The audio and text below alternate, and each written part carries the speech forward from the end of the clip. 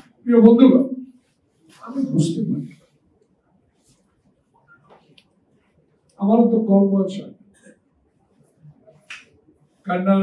গতকালকে কর্নেল 19 ইউটিউবে একটা ছবি দেখে আমার মনটা খুব খারাপ হয়ে খুব অসুস্থ।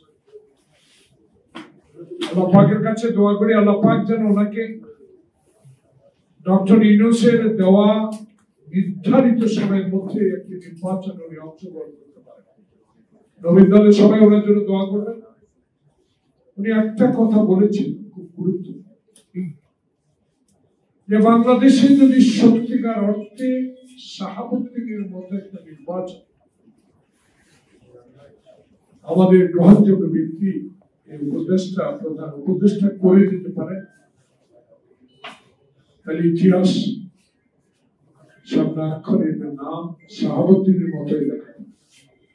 কিন্তু আমরা বুঝতে পারি না আজকে রবীন্দ্র যে বিষয়টা নিয়ে আলোচনা করছেন, আজকে 1 বছর কয়েক মাস, আগস্ট সেপ্টেম্বর 2 মাস অতিবাহিত হচ্ছে।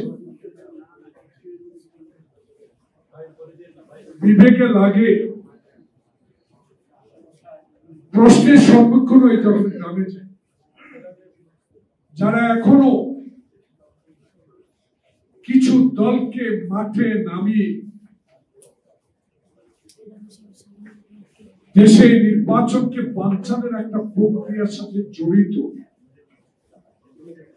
এবং যারা করাচ্ছেন তারা 2014 বিএনপিকে নির্বাচনে অংশগ্রহণ করতে বাধাগ্রস্ত করেছে।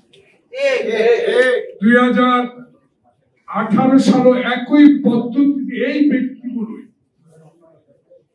আমাদেরকে দিনের ভোট রাতে করে পরাজিত করেছে। 2024 সালে ভাইয়ের নির্বাচনে এই প্রেতাত্মা এই বিষয়ে যে সকল লোক সম্পৃক্ত তারাই আবার 2025 সালের ঘোষিত ফেব্রুয়ারির নির্বাচনকে বানচাল করার জন্য একটি অস্থিরতা, একটা শঙ্কা তৈরি করছে। এর বিরুদ্ধে রুখে দাঁড়াতে হবে, কথা বলতে হবে। জনগণের কথা যারা আমরা 16টি বছরের রাস্তা থেকে 16টি বছর সকল মামলা মাথা নিয়ে 16টি বছরের অনেক সময় আয়না ঘরে থেকে মায়ের বুক খালি করে বাংলাদেশের তারেক রহমানের সংগঠিত দলকে বুকে লালন করে আজ পর্যন্ত পৌঁছেছি। সে ঐক্যকে বিনষ্ট করার একটা ষড়যন্ত্র। তাই আমাদেরকে নবীন দল নয়, বাংলাদেশের জাতীয়তাবাদী শক্তির সকল লোককে আজকে শক্তভাবে ঐক্যে থাকতে হবে। বুকে যেরকম সাহস নিয়ে হাসিনার বিরুদ্ধে লড়াই করেছেন, সন্তানকে ফেলে অন্য জেলায় রিক্সা চালিয়ে জীবন যাপন করেছেন, হাঁটু পানিতে দাঁড়িয়ে পুলিশের ভয়ে রাত্রি যাপন করেছেন, তাদেরকে আবার চোখ কান খোলা রাখতে হবে। এই ষড়যন্ত্র কারা করছে?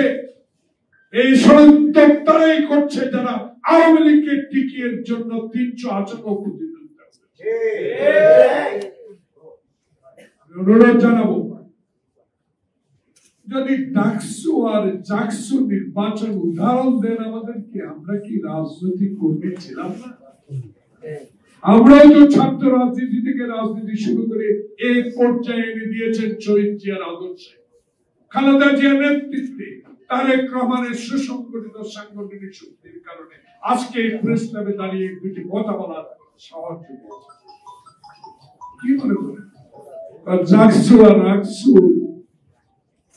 জাতীয় নির্বাচনেও প্রতিফলন করবে? যদি তাই এসব পদ্ধতির কথা ভুলে গিয়ে আসুন না জনমতের যাচাই করি, সেই জনমতের ভিত্তি করে পার্লামেন্ট নির্বাচনে সংখ্যাগরিষ্ঠতা যদি অর্জন করতে পারেন আমরা জিন্দাবাদ। কিন্তু ষড়যন্ত্র করে বিএনপিকে কোন নির্বাচন থেকে পিছপা হওয়ার কোন সময় এখন আমাদের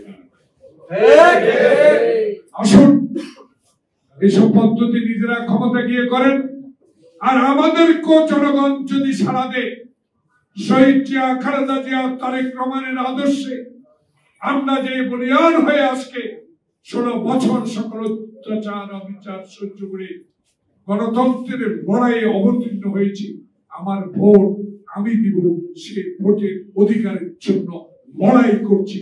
সে লড়াইতে আপনারা যদি বাধাগ্রস্ত হন তাহলে বিচার জনগণই করবে। আসুন আগের মতো আমরা বিদ্যুতের জন্য ঐক্য আমাদের মধ্যে ছিল,